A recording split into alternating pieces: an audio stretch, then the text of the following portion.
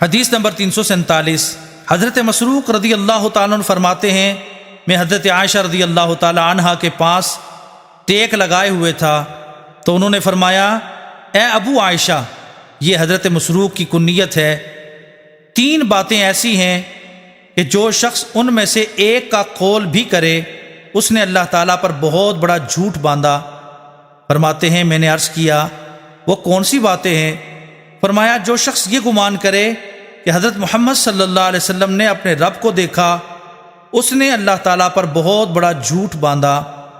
فرماتے ہیں میں تکیہ لگائے ہوئے تھا تو بیٹھ گیا اور میں نے عرض کیا، اے ام المؤمنین مجھے مہلت دیجئے اور جلدی نہ کیجئے، کیا اللہ تعالیٰ نے نہیں فرمایا وَلَقَدْ رَآهُ بِالْأُفُقِ الْمُبِينِ، اور فرمایا وَلَقَدْ رَآهُ نَزْلَةً أُخْرَى؟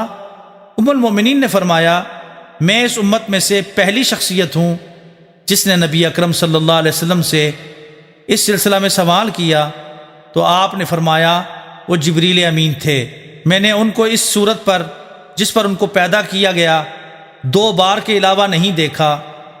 میں نے ان کو آسمان سے اترتے ہوئے دیکھا کہ ان کے جسم نے آسمان و زمین کے درمیان کو بھر دیا تھا۔ ام المؤمنین نے فرمایا کہ کیا تم نے نہیں سنا؟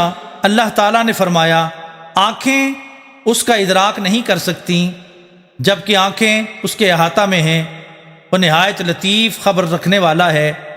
اور کیا تم نے نہیں سنا کہ اللہ تعالیٰ فرماتا ہے کسی بشر کے لیے جائز نہیں کہ وہ اللہ تعالیٰ سے کلام کرے مگر وحی کے ذریعے یا پردے کے پیچھے سے یا وہ اپنا رسول بھیجے۔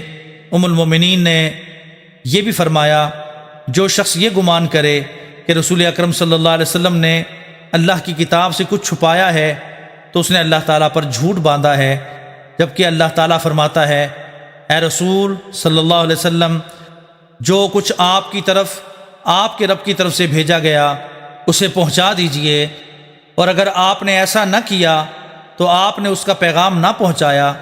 ام المؤمنین نے فرمایا جس نے یہ گمان کیا کہ نبی اکرم صلی اللہ علیہ وسلم کل کی خبر ذاتی طور پر دیتے ہیں تو اس نے اللہ تعالیٰ پر جھوٹ باندھا۔